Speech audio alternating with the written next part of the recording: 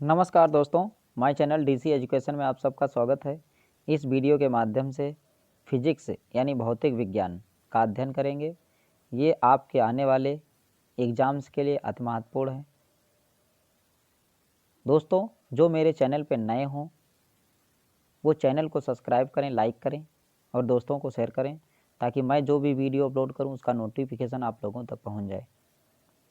आइए दोस्तों, भौतिक विज्ञान यानी फिजिक्स में मात्रक एवं इकाई। शक्ति का मात्रक वाट, शक्ति का मात्रक वाट। बल का मात्रक दोस्तों न्यूटन। कार्य का मात्रक जूल। और चालक की वैद्युत प्रतिरोधकता की इकाई क्या है? ओम मीटर। और अगला है प्रकाश वर्ष इकाई है दूरी की। पारसेक भी दूरी की इकाई है। प्रकाश वर्ष वह दूरी जो प्रकाश एक वर्ष में तय करता है। एक पारसेक जो तारों संबंधी दूरियां मापने का मात्रक बराबर है यानी 3.25 प्रकाश वर्ष के। पारसेक का मात्रक है। पारसेक किसका मात्रक है? पारसेक दूरी का मात्रक है।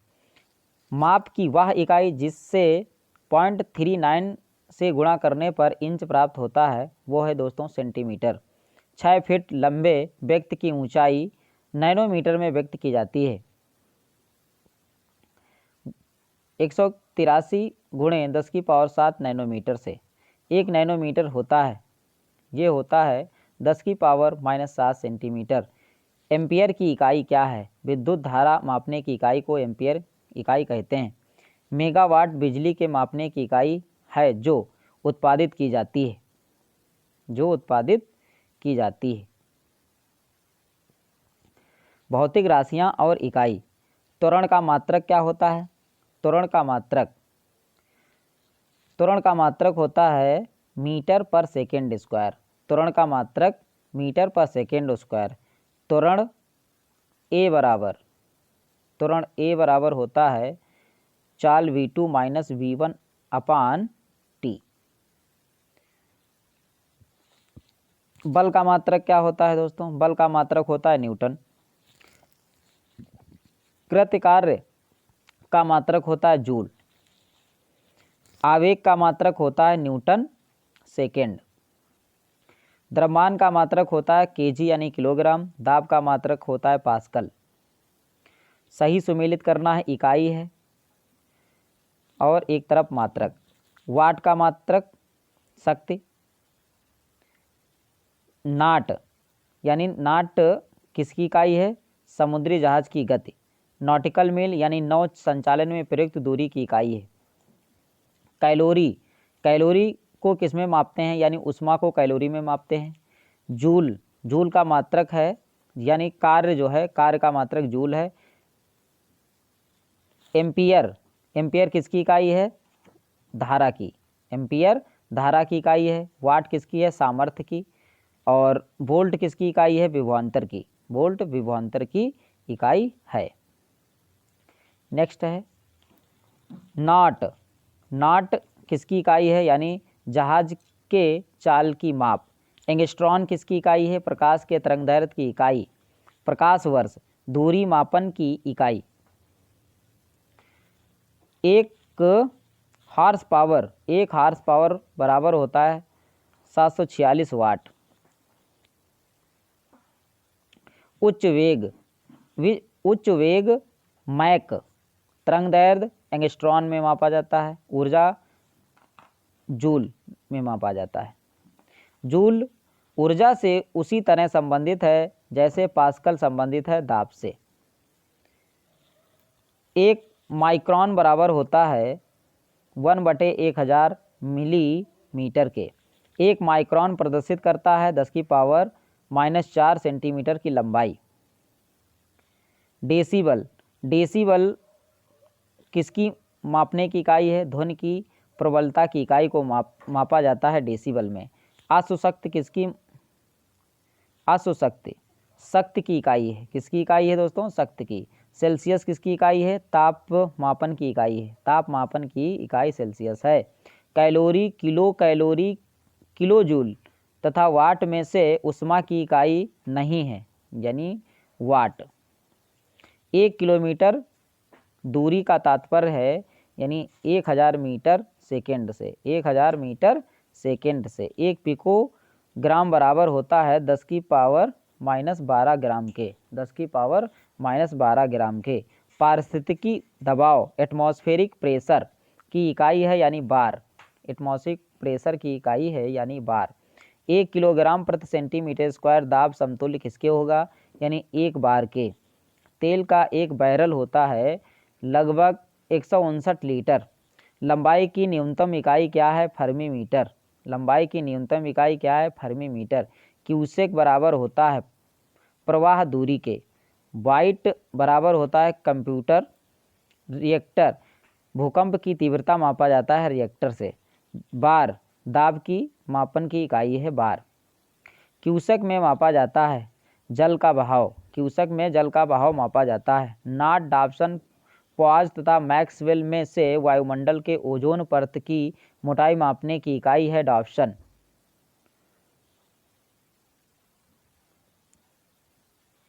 अगला है महासागर में डूबी हुई वस्तुओं की स्थिति जानने के लिए प्रयोग किया जाता है, यानी सोनार को प्रयोग किया जाता है। सोनार का प्रयोग में लाया जाता है नौ संचालकों द्वारा। सोनार में हम उपयोग करते हैं पराश्रव्य तरंगों का। हम किसका उपयोग करते हैं, पराश्रव्य तरंगों का। ध्वनि की तीव्रता को मापने वाला यंत्र है ऑडियोमीटर। एनीमोमीटर से मापन किया जाता है पवन वेग का। बैरोमीटर, एनीमोमीटर और हाइड्रोमीटर तथा विंडवेन में से वायु की गति मापी जाती है एनीमोमीटर द्वारा। एमीटर है यानी विद्युत धारा। टैकियोमीटर क्या है, क्षैतिज दूरियां, लंबवत उन्नयनों एवं दिशाओं का मापन। पायरोमीटर का प्रयोग किया जाता है उच्च ताप के मापन में पायरोमीटर का प्रयोग किया जाता है। ताप विद्युत तापमापी, विकिरण तापमापी, गैस तापमापी, द्रव तापमापी में पायरोमीटर कहा जाता है विकिरण तापमापी को। वह थर्मामीटर जो 2000 डिग्री सेंटीग्रेड मापने हेतु उपयुक्त हो जाता है वह है पूर्ण विकिरण पायरोमीटर।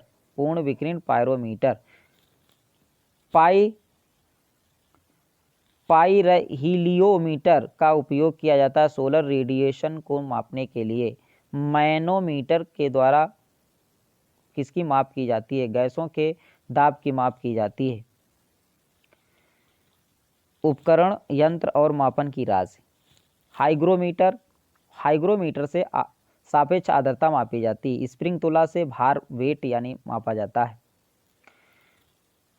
ओडोमीटर वाहनों के पहियों द्वारा तय की गई दूरी मापने का यंत्र है ओडोमीटर। विद्युत चुंबकीय तरंगों की आवृत्ति मापने का यंत्र है ओडोमीटर।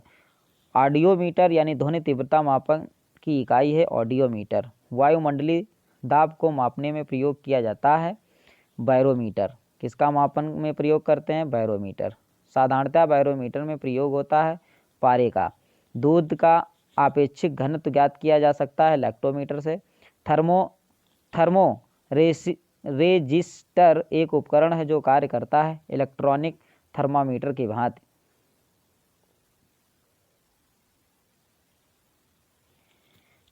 स्टेथोस्कोप हृदय की ध्वनि सुनने के लिए। स्फिग्मोमैनोमीटर रक्तचाप मापने के लिए। कैरेटोमीटर सोने की शुद्धता का पता लगाने के लिए। लक्समीटर प्रकाश की तीव्रता मापने के लिए प्रयोग किया जाता है। अगला है रक्तदाब मापने के यंत्र का उपयोग क्या होता है, स्फिग्मोमैनोमीटर। राडार उपयोग में आता है रेडियो तरंगों द्वारा वस्तुओं की स्थिति ज्ञात करने में।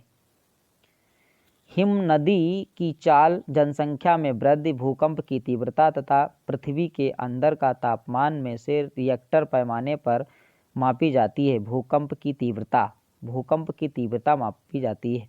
रिएक्टर पैमाना मापने के लिए प्रयोग होता है भूकंपीय लहरों का आयाम। सुमेलित करना है सेल्सियस से ताप मापा जाता है। किलोवाट आवर में विद्युत मापा जाता है। RH गुणक में को रक्त मापा जाता है। रिएक्टर पैमाने पर भूकंप को मापा जाता है। अगला है भूकंप मापी यंत्र सिस्मोग्राफ। भूकंप मापी यंत्र यानी सिस्मोग्राफ रिकॉर्ड करता है भूचाल। भूकंप सिस्मोग्राफ। ऊंचाई अल्टीमीटर। प्रतिरोध ओम। फायदोमीटर समुद्र की गहराई मापने के लिए। बैरोमीटर वायुमंडलीय दाब को। अमीटर ऊंचाई को मापने के लिए प्रयोग किया जाता है। फायदोमीटर का उपयोग किया जाता है समुद्र की गहराई मापने के लिए। फायदोमीटर का प्रयोग समुद्र की गहराई मापने के लिए किया जाता है। सिस्मोग्राफ को भूकंप द्वारा मापा जाता है। बैरोमीटर से वायुमंडलीय दाब मापा जाता है। अगला है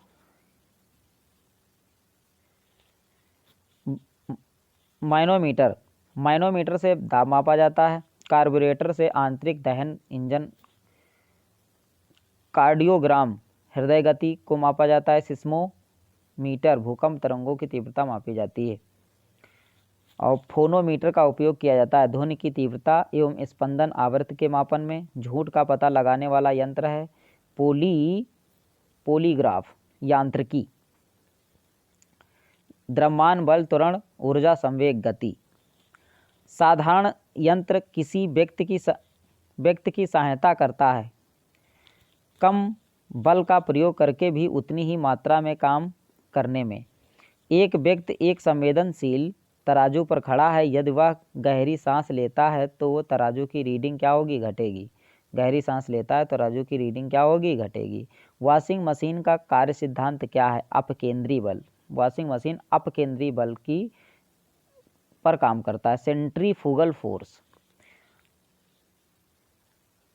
प्रक्षालन मशीन की कार्यप्रणाली का सिद्धांत क्या है? अपकेंद्रीकरण। विस्थापन वेग बल तथा आयतन में से सदिश राशि कौन है? वेक्टर नहीं है, यानी आयतन वेक्टर नहीं है। समय चाल विस्थापन तथा दूरी में से सदिश राशि कौन सी है? विस्थापन। संवेग दाब ऊर्जा कार्य में से सदिश राशि कौन सी है? संवेग। पदार्थ के संवेग यानी मोमेंटम और वेग के अनुपात में जो भौतिक राशि प्राप्त की जाती है वो है द्रव्यमान। बल गुणनफल बराबर होता है द्रव्यमान और त्वरण का। यदि किसी घन के आयतन और पृष्ठ क्षेत्रफल को निरूपित करने वाली संख्याएं समान हों तो उस घन के किनारे की लंबाई माप की इकाई में होगी, यानी 6। अगला क्वेश्चन है ऊर्जा संरक्षण का आशय है कि ऊर्जा का ना तो सृजन हो सकता है और ना ही विनाश। आइंस्टीन ने कहा है ऊर्जा का ना तो उत्पन्न किया जा सकता है ना ही नष्ट किया जा सकता है, इसको एक रूप से दूसरे रूप में परिवर्तित किया जा सकता है। ऊर्जा हवाओं की ऊर्जा होती है केवल गतित ऊर्जा। हवाओं की ऊर्जा क्या होती है? केवल गतित ऊर्जा। वायु शक्ति में ऊर्जा का जो रूप विद्युत ऊर्जा में परिवर्तित होता है वह है यानी गतित ऊर्जा।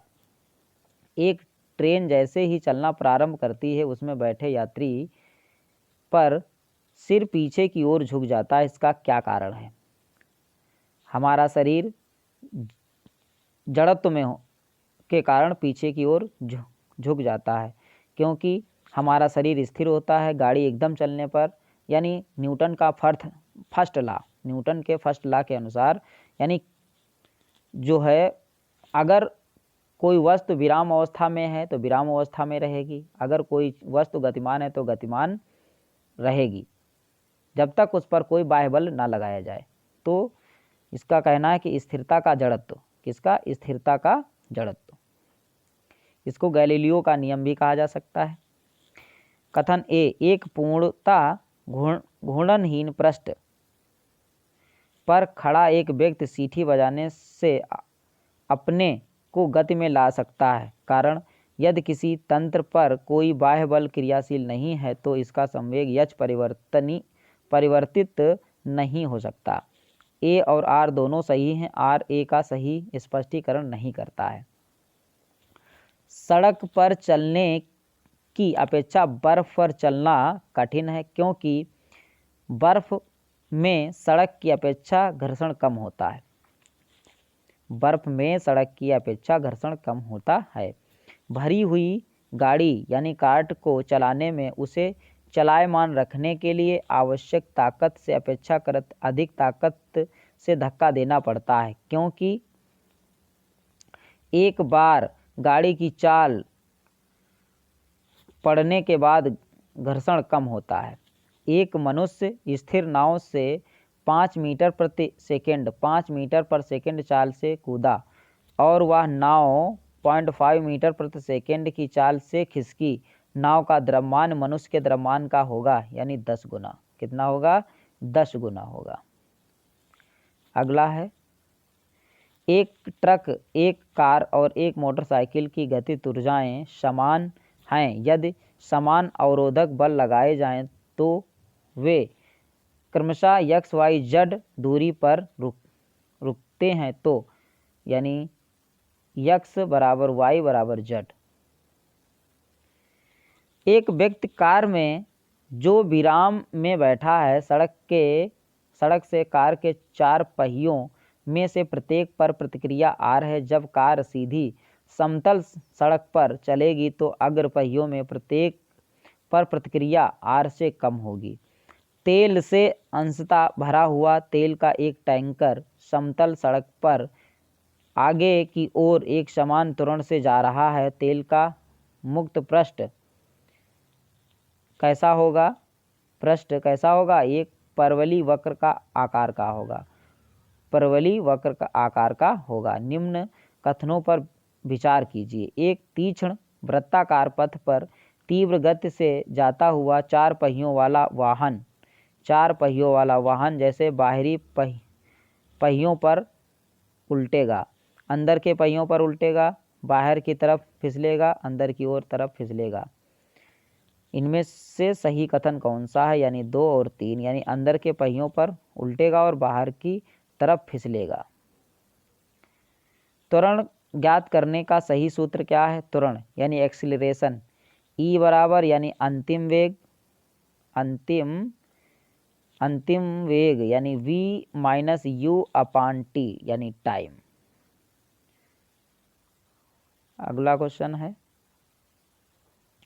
गुरुत्वाकर्षण के अधीन गति।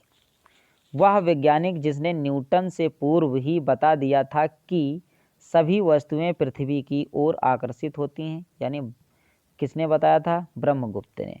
गुरुत्वाकर्षण का सिद्धांत दिया था आइजैक न्यूटन ने। किसने दिया था? आइजैक न्यूटन ने। गुरुत्वाकर्षण के सार्वभौमिक नियम का प्रतिपादन किसने किया था? न्यूटन ने।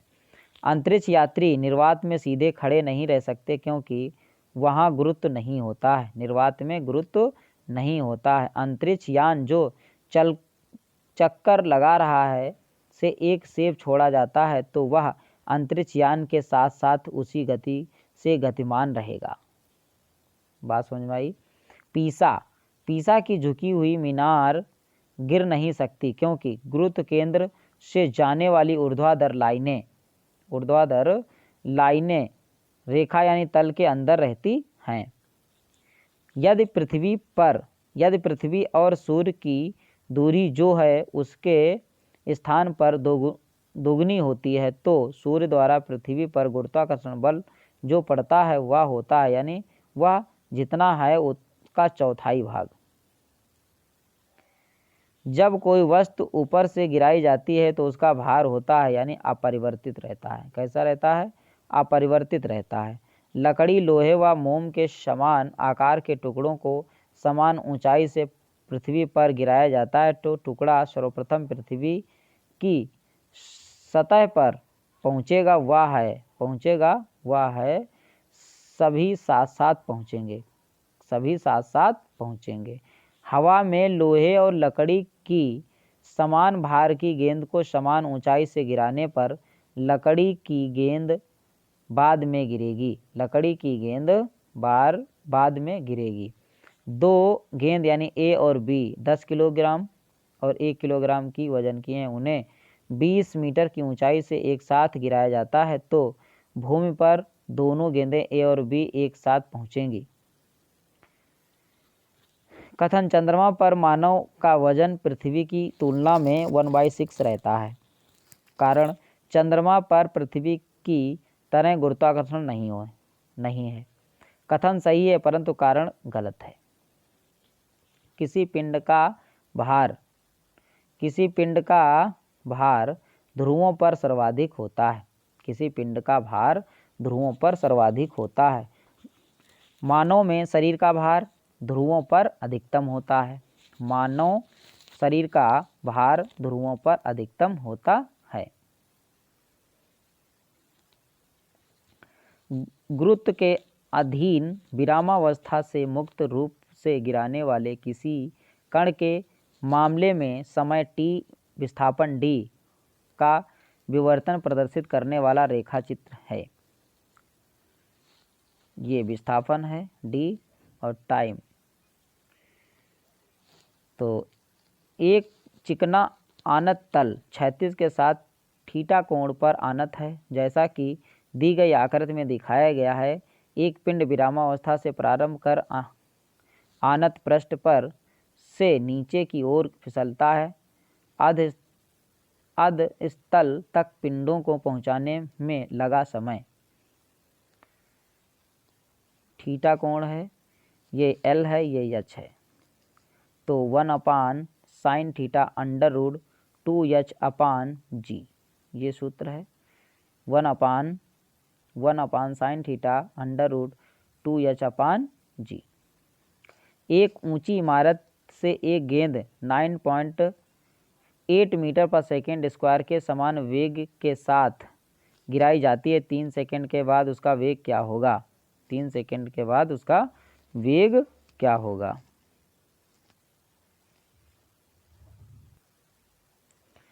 दोस्तों, हमको गिवन है ऊंची इमारत से एक गेंद इतने त्वरण से के समान त्वरण के साथ आती है। तो ए बराबर हमको गिवन है 9.8 मीटर पर सेकेंड स्क्वायर और हमको गिवन है टी बराबर 3 सेकेंड।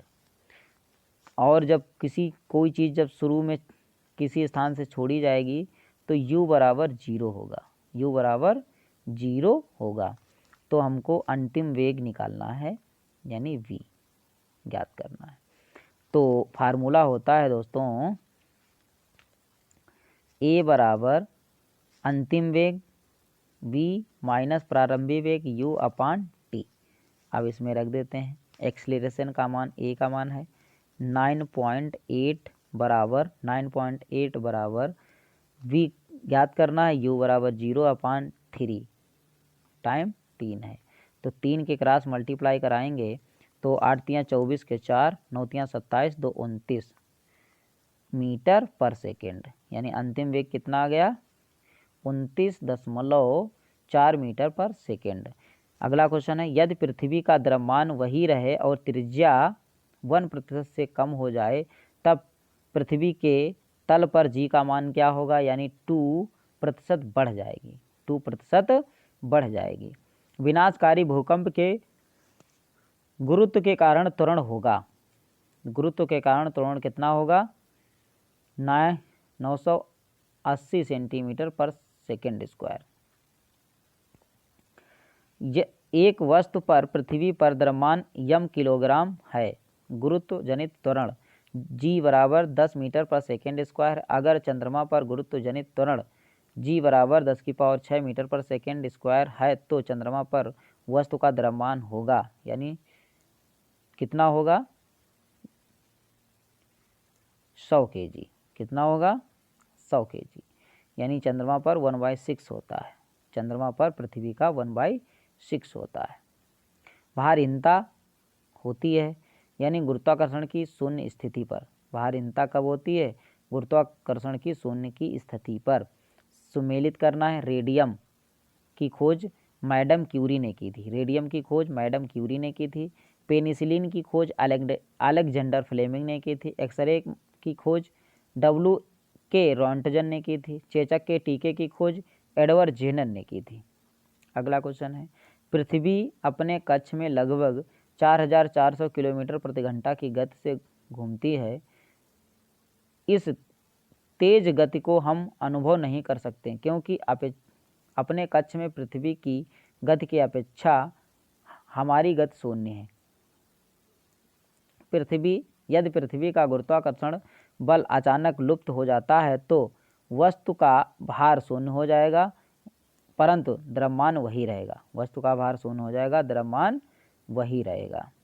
अगला क्वेश्चन है, पृथ्वी के चारों ओर परिक्रमा कर रहा कृत्रिम उपग्रह इसलिए पृथ्वी पर नीचे नहीं गिरता क्योंकि पृथ्वी का आकर्षण उसकी गति के लिए आवश्यक त्वरण प्रदान करता है। एक भू उपग्रह अपने कक्ष में निरंतर गति करता है। ये अपकेंद्र बल के प्रभाव से होता है जो प्राप्त होता है पृथ्वी द्वारा उपग्रह पर लगने वाले गुरुत्वाकर्षण से।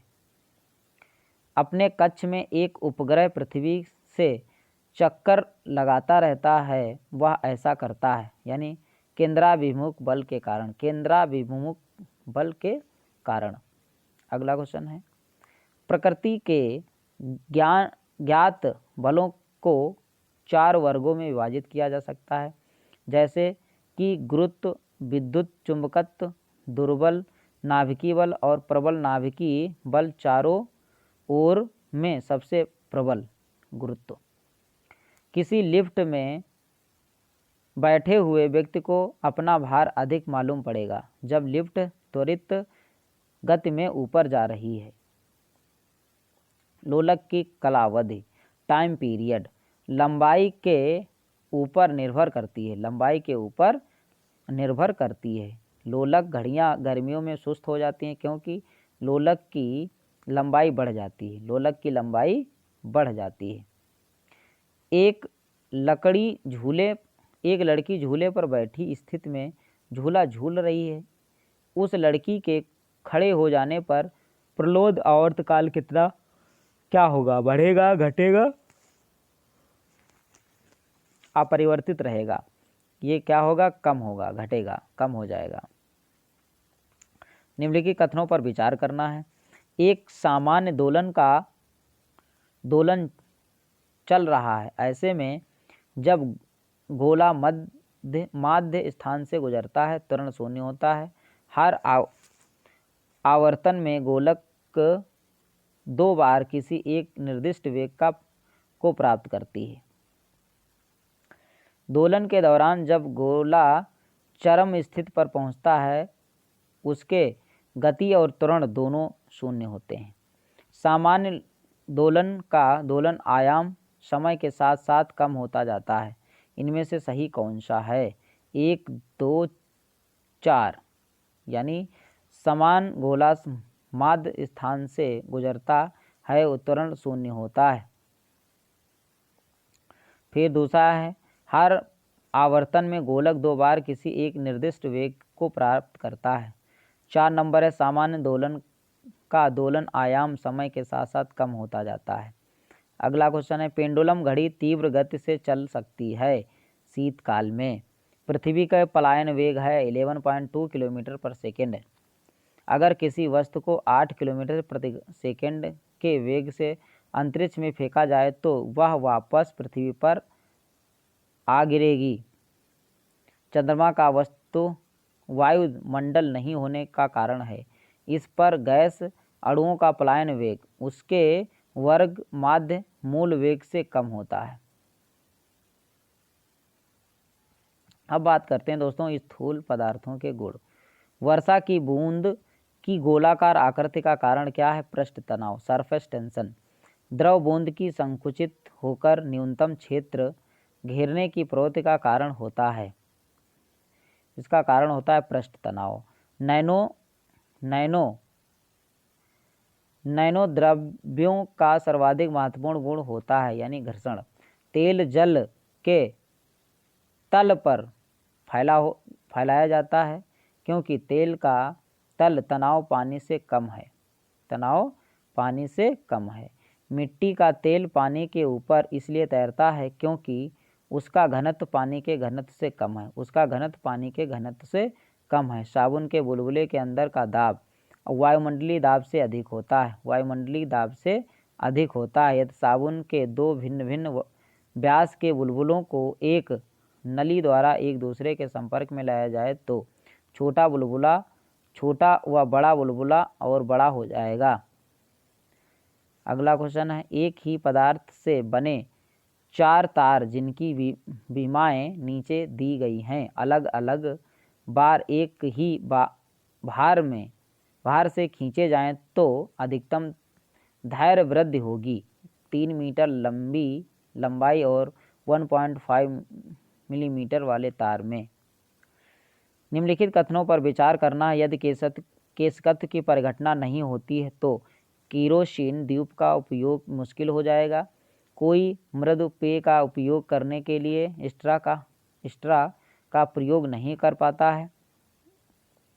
स्याही सोख पत्र काम करने में विफल हो जाएगा। बड़े पेड़ जिन्हें हम अपने चारों ओर देखते हैं पृथ्वी पर नहीं उगते हैं। Answer number 1, 3, 4। केरोसिन द्वीप का उपयोग मुश्किल हो जाएगा। और तीसरा है स्याही सोख पात्र काम करने में विफल होगा। और 4 है बड़े पेड़ जिनमें हम अपने चारों ओर देखते हैं पृथ्वी पर नहीं उगते हैं। केशिकत्व एकमात्र कारण नहीं है। केशिकत्व एकमात्र कारण नहीं है। पौधे की जड़ों से जल के इसके पूर्ण समूह की ओर बढ़ने के लिए। बत्ती वाले स्टोव में केरोसिन के बत्ती में ऊपर चढ़ने का कारण क्या है? पृष्ठ तनाव। क्या है? पृष्ठ तनाव। एक केशनली में जल की अपेक्षा एक तरल अधिक ऊंचाई तक चढ़ता है तो क्या कारण है? तरल का पृष्ठ तनाव जल की अपेक्षा ज़्यादा है। जब किसी झील के तली से उठकर वायु बुलबुला ऊपरी सतह तक जाएगा तो उसका आकार क्या होगा? बढ़ेगा। उसका आकार बढ़ेगा। हवाई जहाज़ से यात्रा करते समय पेन से स्याही निकलने लगती है यानी वायुदाब में कमी के कारण। ऑटोमोबाइल से हाइड्रोलिक ब्रेक के कार्य करने का सिद्धांत आधारित है यानी पास्कल के नियम पर। हाइड्रोलिक ब्रेक जो है पास्कल नियम पर आधारित है। मोबाइल तथा ऑटोमोबाइल ने भारतीयों विशेष रूप से ग्रामीण क्षेत्रों के लोगों के सामाजिक जीवन में क्रांति ला दी है। लोगों के आवागमन तथा लोगों के जुड़ाव के संबंध में। बैरोमीटर पठन में अचानक गिरावट हो जाने से जो मौसम दशा इंगित होती है वह है यानी तूफ़ानी मौसम। वह है तूफ़ानी मौसम। नीचे दिए हुए 4 छिद्रों वाले एक फव्वारे के चित्र पर ध्यान दीजिए। फव्वारे 1, 2, 3, 4। फव्वारे के जिस छिद्र से पानी अधिकतम दूरी तक फेंका जाएगा वह छिद्र नंबर 2। छिद्र नंबर 2 पेट्रोलियम पारिष्करण का उपोत्पाद है यानी एस्फाल्ट। कड़े जाड़े में झील की सतह हिमशीतित हो जाती है किंतु उसके तल में जल द्रव अवस्था में बना रहता है। इसका कारण क्या है? जल की संघनता 4 डिग्री सेंटीग्रेड पर अधिकतम होती है। शीतकाल में जब झील की ऊपरी सतह का पानी बर्फ में बदल जाता है फिर भी जलीय जंतु जीवित रहते हैं क्योंकि पानी का घनत्व 4 डिग्री सेंटीग्रेड पर सबसे अधिक होता है जिससे बर्फ की ऊपरी सतह के नीचे पानी रहता है। बर्फ जमी झील के अंदर मछलियाँ जीवित रहती हैं क्योंकि झील की तली पर जल नहीं जम पाता। वस्तु की मात्रा बदलने पर अपरिवर्तित रहेगा घनत्व। जल की मात्रा बदलने पर अपरिवर्तित रहेगा यानी घनत्व। पानी का आपेक्षिक घनत्व सर्वाधिक होता है 4 डिग्री सेंटीग्रेड पर। जल का अधिकतम घनत्व होता है यानी 277 डिग्री केल्विन पर। कथन ए लोहे का एक गोला पारद पर तैरता है किंतु पानी में डूब जाता है। कारण आर, लोहे का आपेक्षिक घनत्व पारद के आपेक्षिक घनत्व से अधिक होता है। ए सही है परंतु आर गलत है। लोहे की कील पारे पर तैरती है जबकि पानी में डूब जाती है, क्योंकि लोहे का घनत्व पानी से अधिक तथा पारे से कम। लोहे का घनत्व पानी से अधिक तथा पारे से कम होता है। एक सुई पानी में डूब जाती है जबकि लोहे से बना जहाज पानी पर तैरता रहता है। सुई का आपेक्षिक घनत्व उसके द्वारा हटाए हुए पानी के आपेक्षिक घनत्व से अधिक होता है। लोहे की सुई पानी की सतह पर तैरती रहती है। किसके कारण? पृष्ठ तनाव के कारण। जब कुएं से पानी की बाल्टी को ऊपर खींचते हैं तो हमें महसूस होता है कि बाल्टी यानी पानी की सतह से ऊपर भरी हो गई है। पानी की सतह से ऊपर भारी हो गई है। एक भारहीन गुब्बारे में 200 ग्राम जल भर गया है। इसका जल में भार होगा यानी शून्य। जल में भार कैसा होगा? शून्य। मथने के पश्चात क्रीम का दूध से पृथक हो जाने का कारण क्या है? अपकेंद्री बल। क्या है? अपकेंद्री बल। बादलों के वायुमंडल में तैरने का कारण क्या है? उसका कम घनत्व। वह तत्व जो सबसे पहले कृत्रिम रूप से उत्पादित किया गया था यह टेक्नीशियम समुद्र में प्लावन करते हुए आइसबर्ग का जितना भाग समुद्र की सतह से ऊपर होता है वह है यानी 1.9। कोई आइसबर्ग है यानी एक हिस्सा ऊपर होता है और 9 हिस्सा नीचे होता है। हिमखंड कोई भी हो जल में। पानी के एक ग्लास में एक बर्फ का टुकड़ा तैर रहा है। जब बर्फ पिघल जाता है तो पानी का स्तर क्या होगा? कोई परिवर्तन नहीं होगा, उतना ही रहेगा। पानी के 4 डिग्री सेंटीग्रेड पर शरीर तैरता है। यदि तापमान 100 डिग्री सेंटीग्रेड हो जाए तो यानी शरीर डूब जाएगा। समुद्र में नदी की अपेक्षा तैरना आसान होता है क्योंकि समुद्र जल नमकीन होता है, इसलिए इसकी डेंसिटी ज़्यादा होती है।